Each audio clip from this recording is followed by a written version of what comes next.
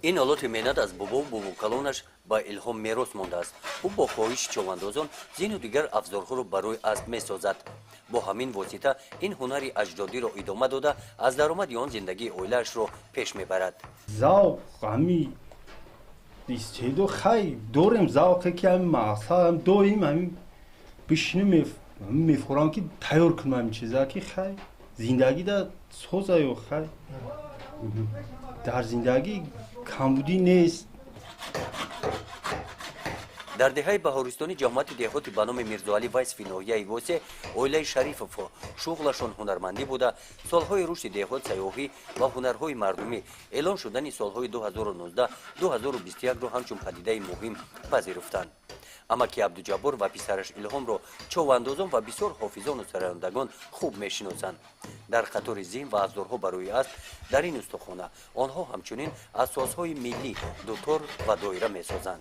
محصولات ما از خواجگی‌ها خریداری میکنیم، سال میگیریم که چوبی بید، چوبی سفیدار آورده خشک میکنیم و بعد تراشیده در بازارها میفروشیم یا که از خانه آمده میگیرن. مخصوصا مردمی کوهستان حاضر در جمهوری ما هست بسیار روش یافته است و هر یک چوب سوار البته از این در کاره ما درخواست میکنن، ما تیار کرده به آنها میدیم. برای اما که عبدالجبار هنرمندی شغل پسندیده‌اش به حساب می‌رود.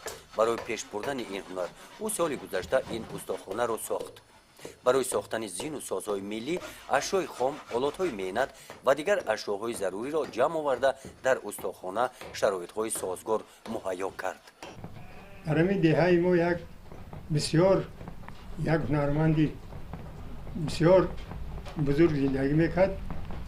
حاجی استاد نصرت الله میگفتن که همین هنرها رو اون کس دارا بود میکرد، یعنی که از قبیل از این تراشی، آهنگری، اون چیزی که در روزگار ما لازم بود اون کس میساخت و یک طرزی استاکارانه زیبا میساخت. و این مرد شریف شاگردان زیاد تربیه نمود. شاگرد اولینش بابای فیضلی که قریب زیاده از 90 سال عمر دید، شاگرد اولینش. بعد اون کس بعد من با دواندهنده کاری بابای فیضلی هستم که مدت 30 سال میشه با همین هنرها مشغولم. بعدی چمو؟ بعد من فرزندم الهام جان که مستقلانه حاضر از خود کده همین هنرم مستقلانه کار میکنه، هم با مردم خدمت دیگه، هم بودجه عائلویش با تامین میکنه. در این عائله هنرمندی میراثی است، از نسل به نسل میگذرد. به هنری بابا نسل آینده فرزندان و نبیره‌ها با توجه کلان می‌نگرند.